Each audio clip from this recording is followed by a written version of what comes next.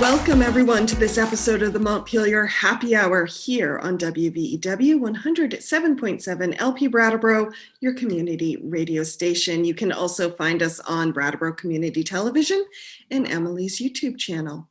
I am your host, Olga Peters, and we are recording this the day after the inauguration, so January 21st, and I am so excited about today's guests. Of course, Emily Kornheiser, who is one of 3 representatives for the town of Brattleboro, is here. Hello, Emily. Olga, it's so good to be here. I also want to welcome to the show Karen Tronsgard-Scott. She is the executive director of the Vermont Network Against Domestic and Sexual Violence. So glad to have you back on the show, Karen. So great to be here, Olga. Thank you. And finally, Shari, who is an advocate for the Women's Freedom Center, and she is joining us again today. So glad to have you on the show, Shari. Thanks so much for having me. So I want to start the conversation talking about the inauguration and the aspects of white supremacy that we have been viewing in this country. And you know, it was so interesting when I was watching the inauguration yesterday. As I told Emily, I was hugging my Kleenex box, but it was so strange because it was just like this pandemic in so many ways, because it felt like this huge page was turned when President Biden and Vice President Harris were both sworn in. And yet, as we know, so much has not changed. And the work that we are all doing just is continuing rather than starting anew necessarily. And, you know, for women in this pandemic, many have been hit harder economically or in their sense of safety at home than many of their male counterparts.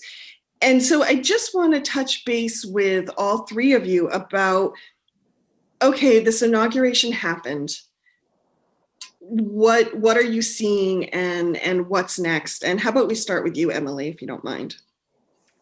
Sure. I think there's a lot.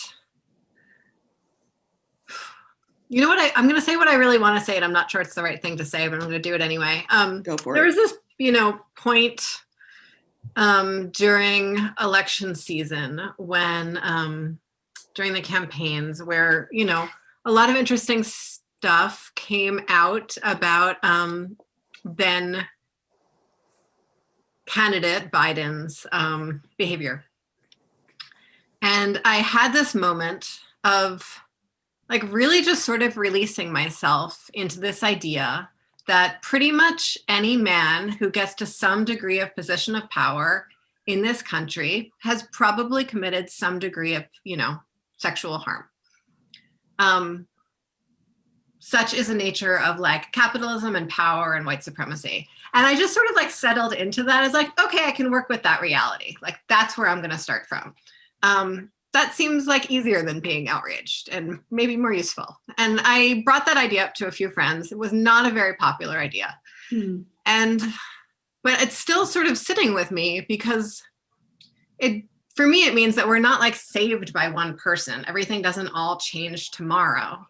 But what I saw yesterday that really inspired me was some really incredible poetry, which was an incredible array of women that consciously called up the legacy of survivors before them. I mean, there's all of these jokes right now floating around Vermont about the Bernie memes and his ugly coat and his mittens and whatever. And that's really fun. I've enjoyed the Jewish Twitter side of that. But what's more amazing to me is reading these stories about the way the really powerful women at the ceremony were calling on, through their fashion choices, all of these women through their legacy. Some really interesting stories about how Oprah Winfrey offered sort of coats and jewelry to the poet who was reading. There was all of the wearing of purple in honor of Shirley Chisholm. It was just really incredible, this constant calling on survivor while we stepped into power, while these women stepped into power. And so for me, it's really naming and claiming the fact that we're not going to be saved by just one person. We're going to be needing to call on our ancestors. We have more work to do, But the people who are doing the work, I think, know what it means to work. And that's really exciting, inspiring to me about our next steps. Mm-hmm. Karen, what are you sitting with right now? Well, I just really appreciate your comments, Emily. I think I am aligned with so much of what you said. The the starkness of the transition is really present for me, and this notion of you said this, Emily. You asked the question: is outrage the best thing to? Is it useful? Is it the best path forward? And certainly, there have been many reasons to feel outraged over, and it's not just about the past 4 years. It's about, as a woman, about 2,000 years, and outrage is such an energy suck. It just drains our energy, and often, I'm not saying we should be in denial of our feelings, certainly not, but outrage is not a strategy. It's so I guess for me, and speaking for the network, our question is, we know it's time to roll up our sleeves and get to work. And the alignment around the sense of we can do this together. In fact, we must do this together, and really thinking about what together means. Who together is. President Biden said all of us, and that really aligns for me. And in order for us to be able to do the work with all of us, thinking about work here in Vermont, we will be required to step out of outrage. We have to do that and step into being, sitting with the humanity of people, even people who cause harm. Recognizing that we all cause harm. We have all caused harm. As a white woman, I can say that it's likely that I'm causing harm related to my own internalized racism quite frequently. So we step out of outrage, step into being together, step into doing this work together, step into visioning. This is the other thing I heard, a clear vision for what our world could look like. And so stepping away from this idea of this is everything that's wrong, and we're great diagnosticians. So stepping away from diagnosing and stepping into what are the actual physical steps needed to get from where we are today to that vision, to get to the top of the mountain, to the goal, to the North Star. That's exciting work. And it's work that's, and it's not even work, it's a lifestyle, right? And so I think I feel a renewed sense, renewed devotion. Amanda Gorman was the poet yesterday. I thought she was remarkable, electrifying. And I too wept. I wept the whole day. I'm still weeping. Shari, we'd love to hear from you. Oh my gosh. Yeah, a beautiful question and such inspiring answers that, I'm just sort of mulling that over, but I'm really struck, Emily, I also appreciate what you put out there.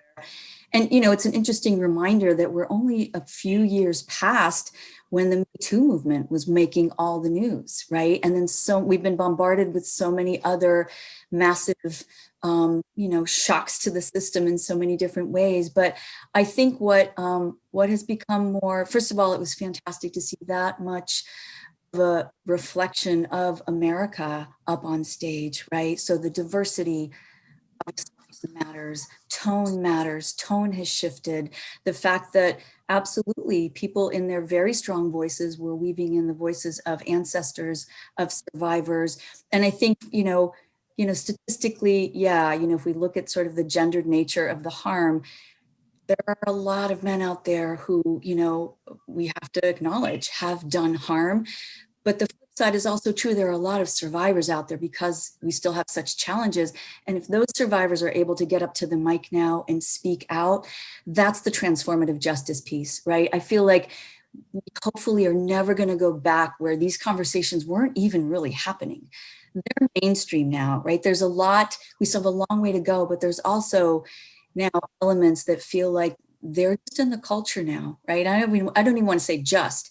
It's awesome that they're in the culture now, right? That they were braided right through the fabric of the inauguration. So I'm super hopeful for that. And yeah, we have a long way to go, but I'd say we're bringing absolutely the best range of allies to the work. And, yay for that. Thank you. We will, in a moment, probably discuss the Vermont Network has launched a new campaign called Uplift Vt, and the Women's Freedom Center is in the process of launching a month-long conversation series virtually online with partnering with Brooks Library in Brattleboro, and it's called Inspiring Change 2021. I want to make sure we get to these. But before we do, I wanted to say to all three of you how much I appreciate your comments and hearing you share your responses, because, you know, all of them felt very freeing to me. You know, even talking about outrage, but also stepping out of outrage and settling into what that new reality might be. And then also talking about survivors and where we all fit into that line of ancestors. I just want to thank you for that, because it does feel, I think for me, the biggest feeling is being able to take a deep breath when we are working with so many huge things that impact so many people in very unfair ways. Karen, can you tell us a little bit about Uplift Vt? Sure. Thank you so much for asking. I just want to say, by way of introduction, I think one of the real gifts that we experience at the Vermont Network is the way that the synergy between the work that we're doing on a statewide level and the work that's happening in communities. And so, you know, Women's Freedom Center has been a leader in Brattleboro for so many years, and I've had the great joy of coming to Brattleboro on occasion and just witnessing the way that the Freedom Center interacts with the community. And these sessions, these learning sessions, I mean, they're brilliant. And the thing that the Freedom Center does so well is it engages community in moving conversations forward, you know, right on the cutting edge. And so I feel like this great synergy between what Shari's going to talk about and the Uplift campaign. So thank you so much for allowing me to talk a little bit about this. You know, for many years, our movement has really focused on outrage and really focused on the terrible harm that's caused in relationships where there's violence. And those things are still present. There's still far too many people dying in relationship to domestic violence in our state. There's far too many families that are just ripped apart because of violence in the home. There's far too many people sitting in prison because they've made choices about violence. And you know, their families are just so devastated by this. And there's far too many women who experience violence, and the violence creates a real burden for them to be able to live a life in which they can thrive.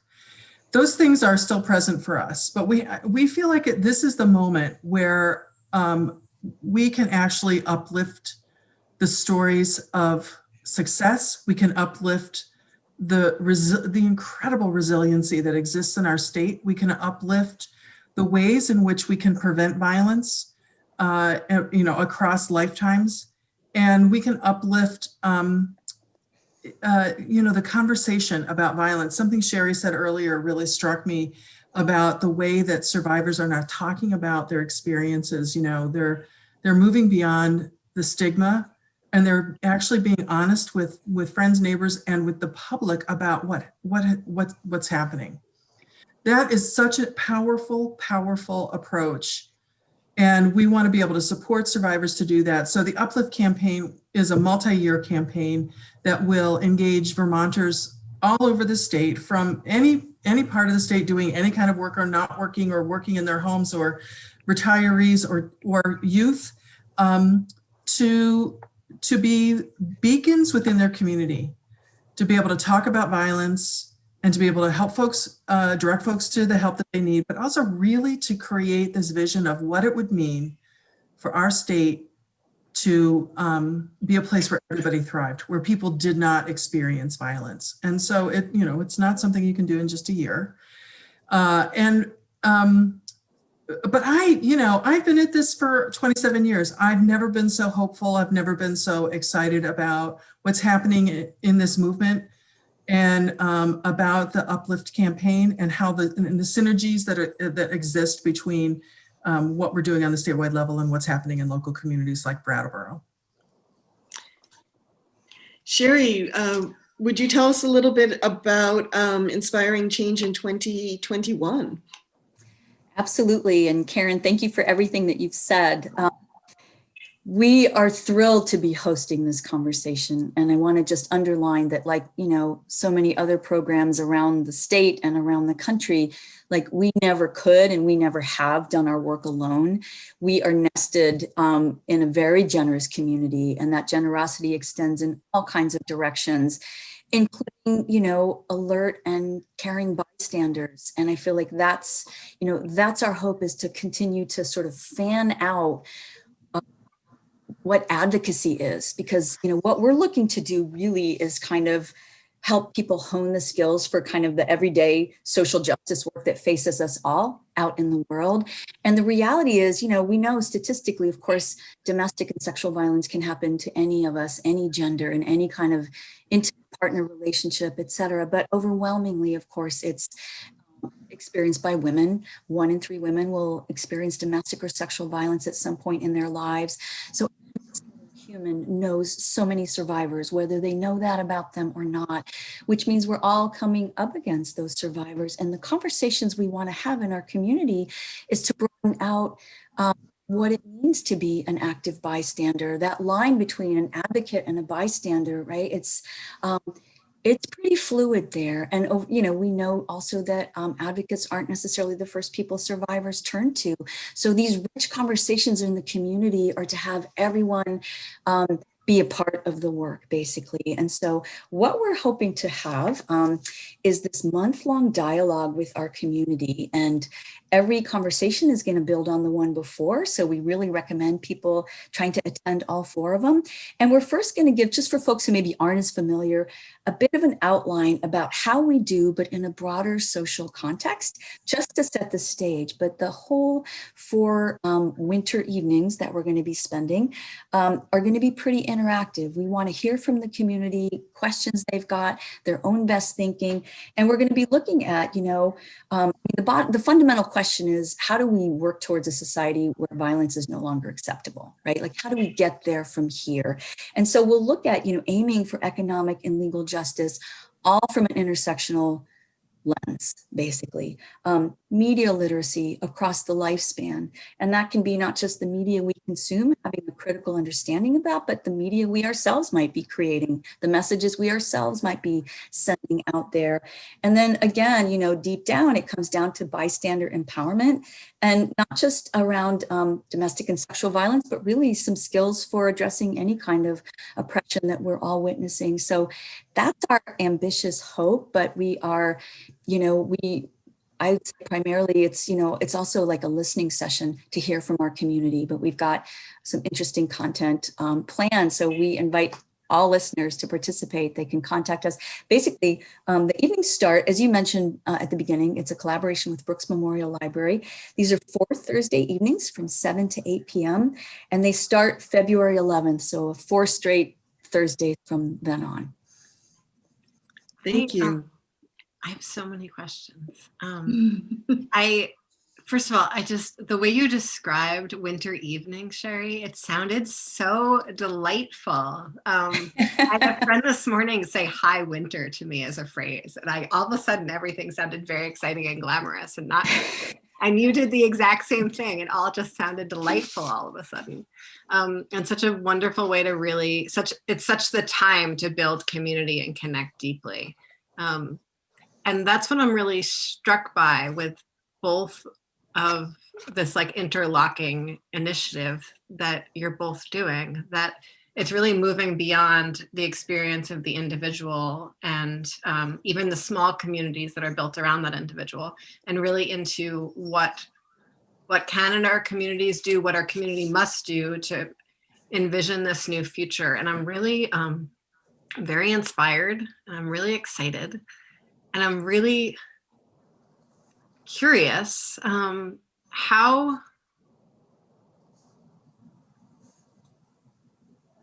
we sort of bring people into this work more of talking about harm that they have done and still feeling held.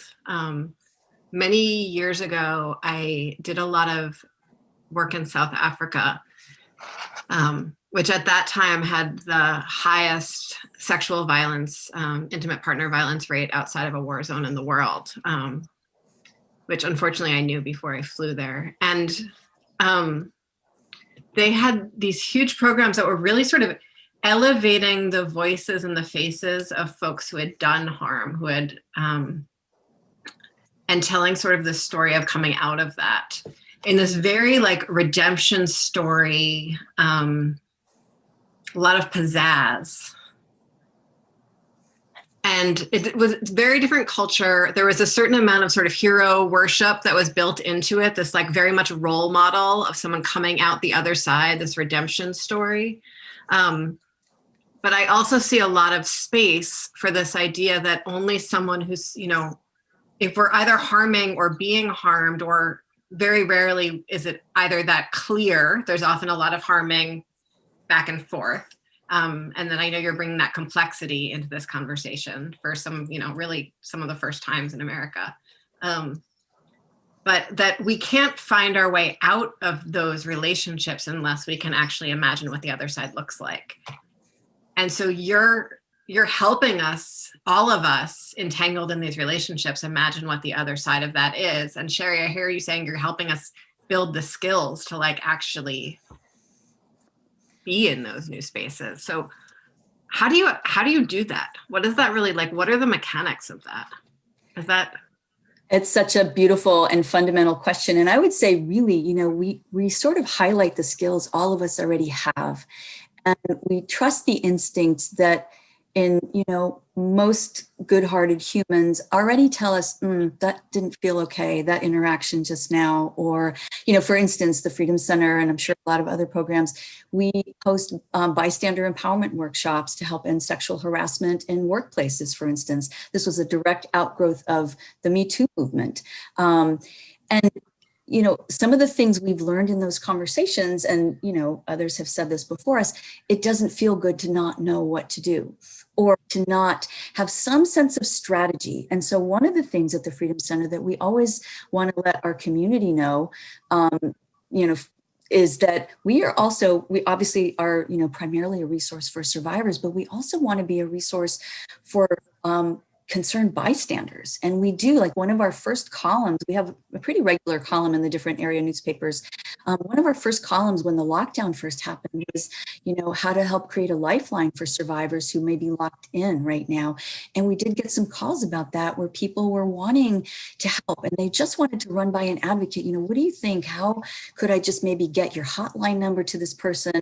Would that be uncomfortable? Or I don't want to create more challenge for that person. But those kinds of up to the minute navigating, we are here for people to have those kinds of conversations, even one-on-one on our hotline. That's happened. But more to get back to your question, sort of more formally in the things, or not, you know, our workshops aren't formal, they're pretty interactive, but anything we host, we want to just underline, like, what are the instincts already? Because we say the same to survivors, that they absolutely need and deserve to trust their own instincts and how they navigate. And some of that, I would say, certainly holds true for bystanders to jump into, right? No situation is the same. Every bystander's comfort zone is going to be a little bit different, but we want to talk about what some options are, and to go all the way sort of upstream from this, when we have these conversations about, like, how do we change our culture? How do we redefine what's acceptable? I think we first have to almost transform, what do we mean by community? And at some end of that, it's going to include voices of offenders to take some ownership. It's going to include all of us to collectively have accountability, so that these are no longer just things that happen behind closed doors, or, well, you know, that's my good friend, I know he's probably not great with his girlfriend. Again, I'm using sort of the gender default stereotypes. We know it can happen to anyone, but so that we all feel like, I can't just brush that under the rug. I am going to need to say something, and then call an advocate, pick our brain a little bit, and then trust your own instinct. But I feel like those are like the deep soul conversations that need to happen about how others are suffering, and, you know, who do we help and who would help us in a bind like that. So that was my long answer to your beautiful question. And then Karen, how do you take that broader step of helping us all in this other community? I really appreciate this question. What comes to mind for me is the moment that I realized that all the things that I was thinking about people who cause harm in their intimate partner relationships, and primarily men who do that, could be applied to me by my friends who are women of color or Black women. So there's and I'm not saying that I engage in coercive violence with my Black friends. What I'm saying is that there's a system at play. The system of sexism, misogyny, the system of racism, they're intertwined, they intersect. And we've often, I think as a movement, we have tried to separate those historically. And in fact, this summer we signed on to a letter called the Moment of Truth letter, which was a letter to BIPOC folks in the movement from white women in the movement that, speaking of South Africa, we admitted what we've done as a movement. We admitted that we have ignored their warnings about creating this relationship between the criminal legal system that would result in so many people of color being arrested under the banner of domestic violence, sexual assault. We realized that the punishments that the system mets out would be differentially imposed upon people of color. And then we made commitments. And so we made a series of, I think there's 6 or 7 commitments for change. And we're operationalizing those. So this idea that you talked about the gray, Emily, the gray is that we are all of us oppressed and the oppressor all at the same time. It's just so enmeshed.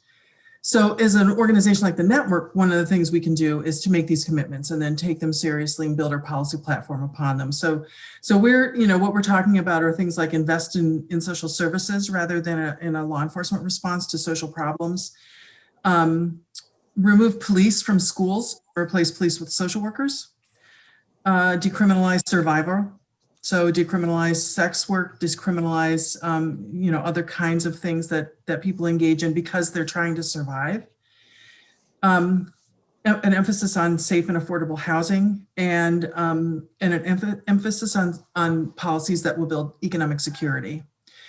We're about to issue a report on the economic impact of domestic and sexual violence on our state. The information that we will be releasing is shocking. It costs us so much. So, all of this information, all of these commitments, and then the realization that we actually have to talk to people who cause harm. We have to engage people who cause harm and to find a way to be in relationship with them with their humanity. Mm-hmm. Also, I think it's really important for us to use a trauma-informed lens when we look at people who cause harm and understand what they're coming from. So those are the kinds of things that we're talking about at the network. And then, as I said, this list I just read is what we're basing a lot of our policy platform on right now. And if I could sorry. Quickly, Shari, because we have to go to break. Okay, sorry. I'm going to let you go ahead. Go ahead. Okay, thank you. So sorry about that, everyone. As you can tell, great conversations. We need to quickly hear on WVEW 107.7 LP Brattleboro. We need to hear from our underwriters, but we shall be back in a moment. Don't go away. There we go. Welcome back to the second half of the Montpelier Happy Hour here on WVEW 107.7 LP Brattleboro, your community radio station. I'm your host, Olga Peters, and if you're just joining us, I am speaking with Representative Emily Kornheiser, who is the regular contributor on this show, as well as Karen Tronsgard-Scott, who is the Executive Director of the Vermont Network Against Domestic and Sexual Violence, as well as Shari, who is an advocate at the Women's Freedom Center. So thank you very much for all of you for being here. I would love to remind our listeners that the views and opinions expressed here on the Montpelier Happy Hour are those of the guests and the host individually, not of the station and the views expressed of each guest are not necessarily the views of the other guests. We are all our own individual beings expressing our own individual opinions here in Montpelier Happy Hour. Isn't that exciting? It is exciting. Indeed. Shari, before we go to you, I just want to thank all three of you with this conversation about how do we work with the people who have done harm. Because so often I feel as a reporter when I am watching conversations around social justice, there is a lot of focus on acknowledging the harm, but there's not, it feels to me like there's not a lot of conversation about what happens after that. And for Vermont, which is such a small state, just pushing someone out to the side in our small communities may not actually work. We're still going to see the folks who cause harm, whether it's us or someone else, in the grocery store. And so I just feel like that is a conundrum we face in our communities a lot. And so I just so appreciate this conversation, and I thank you for that. Shari, right before we went to break, I think you wanted to talk a little bit about soul searching and healing. Yeah, absolutely. And what I was just going to say, like a lot of other people, I have done advocacy now for a good chunk of time, and I see all the rich ways that part of the healing journey for survivors and that survivors themselves go on, involves soul searching, right? And so that's the way that we do our advocacy, is to have offerings for that and conversations, et cetera. And I feel like that our current system is not really, there's not a forum as much for that kind of deep soul searching for offenders, right? And that taking accountability is certainly the first step. And that's not saying offenders can't make that decision and get that help and do that soul searching. But, if that's not happening in a broader social context, it's concerning, because as we all know, this is a serial behavior, right? We may be able to get one partner out of that situation, or they may get themselves out with some help, et cetera. But unless we as a culture can have some deep transformative impact on that offender, then we as a program will just be working with their next partner and their next partner, right? That's where the problem lies. So I think as a culture, in the 40, almost 50 years that we've had programs, has done a lot to have supports for survivors. But that real deep dive conversation that includes everybody in working with offenders is still kind of, earlier in its beginning stage. So I really am inspired by those conversations about restorative and transformative justice. Karen, talk to us a little bit about the Violence Against Women Act. And Emily raised a wonderful question during the break about, so how does this act fit into, if we want to do away with a more carceral state, how do those two things mesh?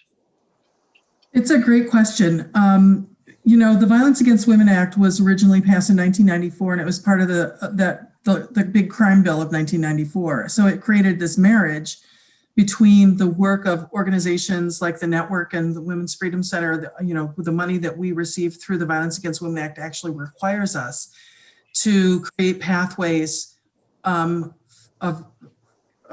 justice for survivors vis-a-vis the criminal legal system. We know that many survivors, more than 50% of survivors, generally don't want to be involved with the criminal legal system. But the Violence Against Women Act has been reauthorized. It's been reauthorized many times since 1994. It gets reauthorized every three or four years, depending on the will of the Congress. And each year, this big giant federal bill is amended to make it more responsive to what's happening in the field.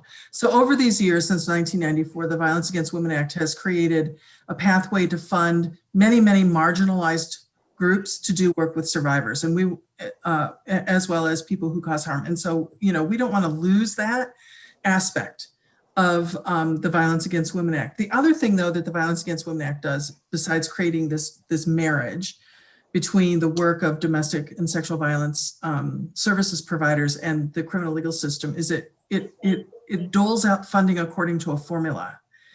And there's a I don't want to go too deep in the weeds, but there is a formula that comes into most of the communities in Vermont that requires that about 66% of the money that comes into the community is focused on and given to the criminal legal system, and only 33% given to victim services. And we know that victim services actually, should get more of that money. So when we take a look at the Violence Against Women Act Reauthorization, now we're about 3 years overdue. The bill has been sitting in Congress, but because of the gridlock in Congress, no, it hasn't moved. But we think that under the Biden administration, that the bill will move.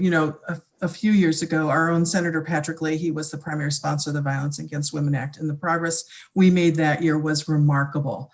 In that bill, we were able to insert protections for LGBT survivors, tribal survivors, and immigrant survivors. And Senator Leahy deserves an incredible amount of credit for that work.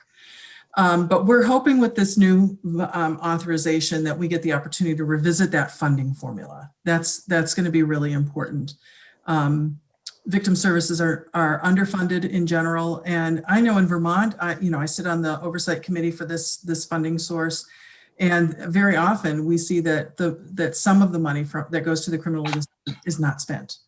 So we want to, we really want to be thoughtful about that. I'm always going to advocate for victim services.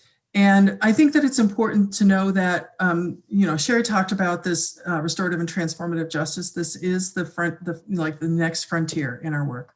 So offering survivors a path that does not necessarily include the criminal justice system as a means for finding justice, but includes a restorative or transformative process. So that people who cause harm have the opportunity to take a hard look at the harm that they've caused, offer reparative ways to address it, and build some skills around responding to things in their relationship and in their own trauma in ways that are not so harmful. Emily, as a lawmaker, what is this conversation bringing up for you? The first thing that it brought up for me, I have a huge amount of gratitude for Senator Leahy, and I also have a huge amount of gratitude for Senator Leahy's team. Mm-hmm. And similarly, I have a huge amount of gratitude to the staff I work with in the legislature, because they are so amazing, more amazing than I am. And I have not spent any time with Senator Leahy, so I'm not sure if his staff is more amazing than he is, but I am sure they do a lot of really good work to be supporting Vermonters. And so as I reflect on the new administration and the power beyond one leader, I really want to I'm setting an intention here about really being cognizant that politicians always have a huge crew of people backing them up in their good work. So other thoughts, which are less abstract, I think that's amazing. And I had this really interesting experience a couple weeks ago where someone came into one of the Brattleboro restorative justice programs because they had threatened violence towards the legislature. And not towards me personally, but because I had relationships with this particular restorative justice program in Brattleboro, they asked me if I would sort of stand in as the symbolic victim or harmed party. And was able to, it helped me really get in touch with my own fear and my own experiences and my own thoughts about sort of, harm and being in harm's way and, white supremacy and violence and all of that that's floating in the air right now. But the thing I became so conscious of was what an opportunity it was for us to see each other's humanity. And how we both wound up in these two boxes where I was the one talking about the harm and this other person was the one talking about why they had harmed. And now I have this really incredible letter from this person, but I don't this was a very abstract experience for me. I was just a symbol. And when I imagine what doing this work is like in the context of the deeply intertwined emotional mess that's in any romantic relationship I've ever been in, I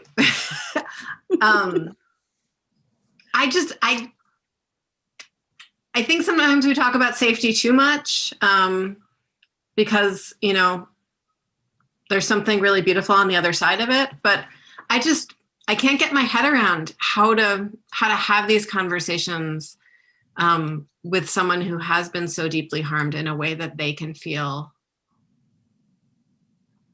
held and like they're in charge of their own destiny. Like I can intellectually imagine the transformation, but I have such a hard time getting my body into that transformation. Mm-hmm. And so I wonder, I assume that you've witnessed some of this to some degree, and can we talk about that? Please, Shari or Karen, do either of you want to? Shari, I'll defer to you. Okay, well, so I would say at the Freedom Center, this is still a conversation that we are deeply engaged in, like, you know, sort of whether and how to shift some of the ways we do the work. And because, you know, we always start with what an individual survivor might want. And what we know, right, is there are definitely a lot of survivors who have not felt either are not using the current system for any number of reasons, maybe don't feel safe using that system, don't believe in that system, et cetera, et cetera. The flip side is going to also hold true. There may be survivors who feel like, you know, in theory, I might go and be on a speaker's panel of survivors to offenders, let's say, hypothetically, but not if it's my ex. Mm-hmm. I have no stomach for that, right? And we want to honor that. There is no one way to heal. There are no steps that work for any survivor, no matter what they are, right? And we always want to keep that nuanced and completely respectful frame so that survivors can navigate. And, you know, again, so there, you know, the various options, obviously, you know, an individual survivor may decide they want to be in some sort of circle where they've got support as they're facing and speaking to and listening to the offender in their own situation. Hats off if they are up for that and it feels like it's meaningful for them. And hats off if an offender, you know, is able to really make some sort of, I mean, it's all psychology, right? Make some sort of deeper change. So we want to leave that room, door open to that for those who want it. But it would, you know, certainly from our perspective, need to be an opt-in thing. The last thing we need is survivors feeling like they're being swept along in a movement that's pressuring them that they really ought to be, oh, kumbaya, or, you know, or what, you know, anything. Let's like all sit in a circle of support, and they might, you know, be thinking, where was my circle of support? You know, totally get that, right? People on their journeys are going to be anywhere in their reaction, and we totally respect that. And we always try to meet survivors not only where they are, but where they are in this moment in time. And again, right, a year or two later, after they're safe from that partner, they may decide, you know what, I will though come and speak to somebody else's offender. I will at least share my story because that's my healing journey. Mm-hmm. So we want to leave it open. It's a very, you know, I would say that the paint is wet still, you know, and how this is going to play out in our culture. But it gives me hope. It gives me hope as another option. Mm-hmm. Thank you.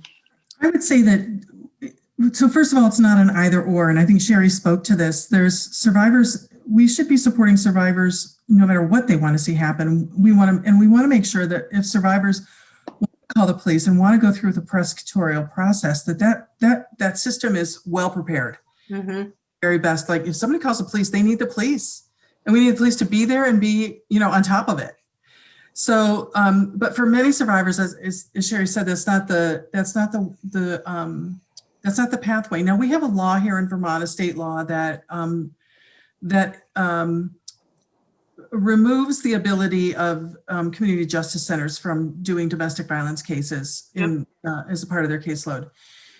And I was present when we passed that law and I really supported it. And we now know that we want to change that law, but we feel like there's some work that has to happen before we do not want to just say, okay, do domestic violence cases, because a domestic violence case is fundamentally different, or a sexual violence case fundamentally different than, an act of vandalism or a threat to the legislature. And so we are working restorative justice community here in Vermont, and Vermont is the home of the National Center on Restorative Justice at the Vermont Law School, so we're working with them as well to create a framework for how it could work, and specifically then to be able to deliver training and create relationships between the Community Justice Center and the organization like the Women's Freedom Center, if the organization wants to engage in that relationship.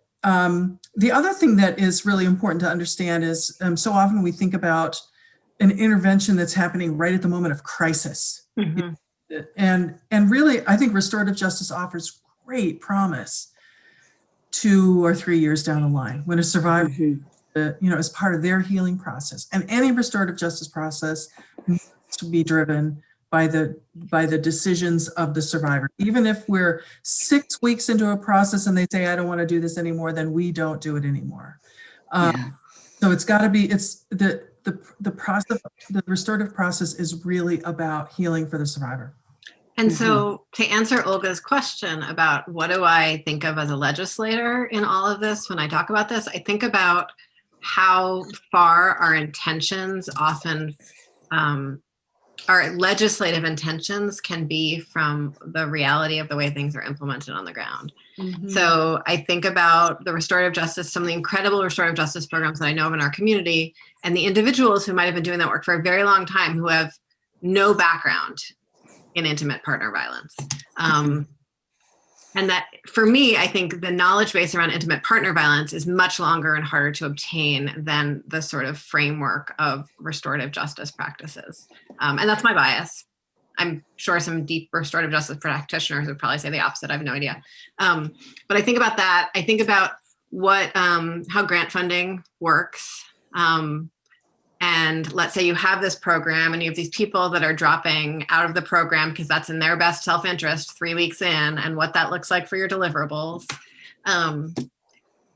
And so I'm like, that's what I find myself thinking about, because I'm so aware of the legacy of funding of this entire movement around violence against women, and how it started as this incredible, beautiful, collective movement of non-hierarchical organizations, and how funding and funding structures like really, forced a lot of the freedom centers into hierarchy. And now you're like all working so hard to get back to where you were.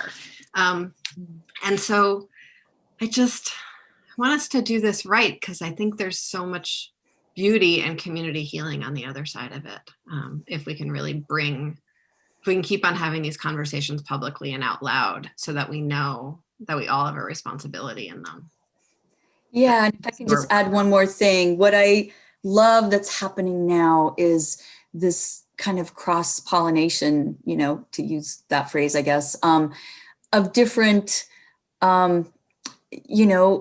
realms or arenas in our culture. And, we obviously, any program, whether it's the court or, law enforcement in some new version, or a restorative or transformative justice program, it's going to come down to the quality of attention they give to the participants, right? And if we certainly as advocates feel very invested to make sure we're part of any training about not getting pulled into colluding with the batterer, because you've now been spending all this time and they can be very charming, but how do we, in a respectful way, hold each other and ourselves accountable for things? And if the quality of that conversation is richer than anything that has been happening thus far, and I want to say there are also quality batterer intervention programs as well, and skilled and compassionate facilitators that do their best even in the system we've got. Mm-hmm.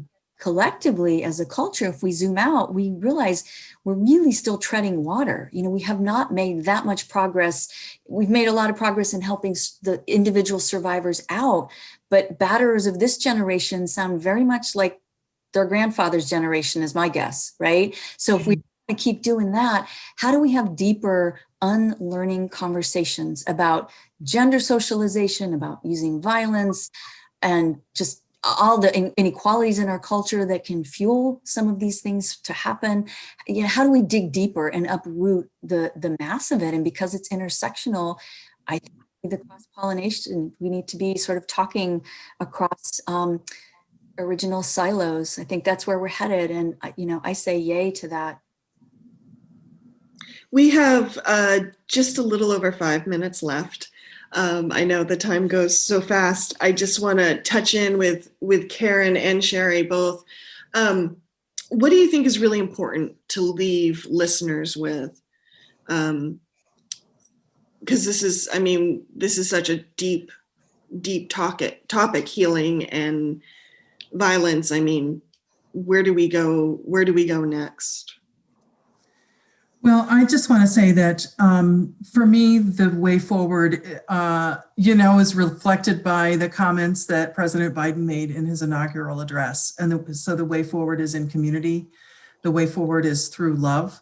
The way forward is through responsibility and through learning how to live with our differences and still see each other's humanity, including differences about how we feel people should behave in their intimate partner relationships. Mm-hmm. I just want to say that it's such a privilege for me to be on this show with all of you, especially with Shari from the Women's Freedom Center. Brattleboro is blessed to have such an incredible organization. Really, the whole of Windham County is blessed to have this organization doing the work that they do on behalf of survivors there. So, on behalf of the whole community, they're really. I have so much deep admiration for their work, and it's just great to be in the same room with Shari. Oh, thank you so much.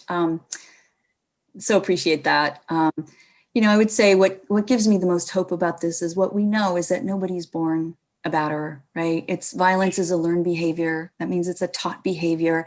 And collectively as a culture, this is on us to take responsibility to create different teachings, I would say, right? And that's every single person is welcome to these conversations. You know, everybody has a stake in having these conversations.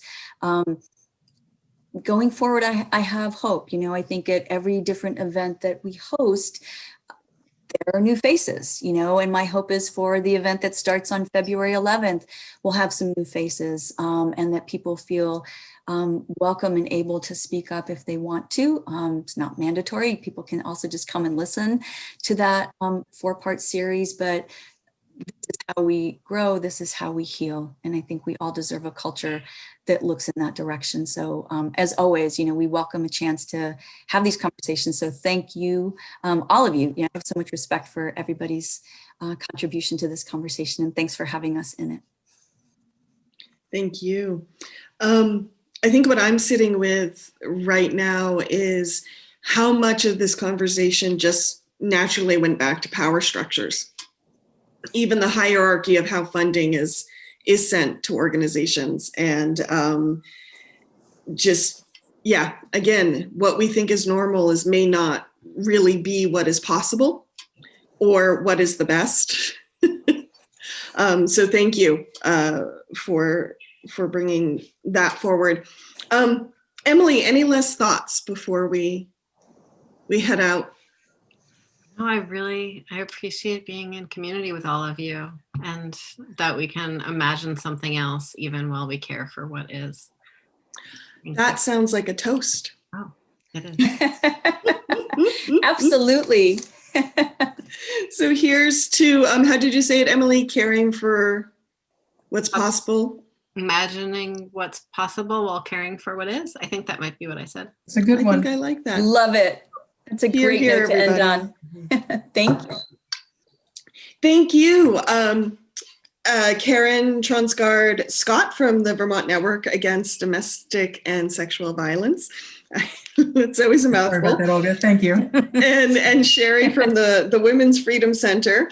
I will be putting links to both their websites in our show notes at the Montpelier Happy Hour.captivate.fm website. So if you want to find more information on any of their programs, you can go there. Emily, if folks need to find you, You can go to emilykornheiser.org, and there you'll find links to my phone number, all of my social media accounts, Facebook, Instagram, Twitter, as well as a link to my weekly community conversations every Saturday at 10 a.m. via Zoom.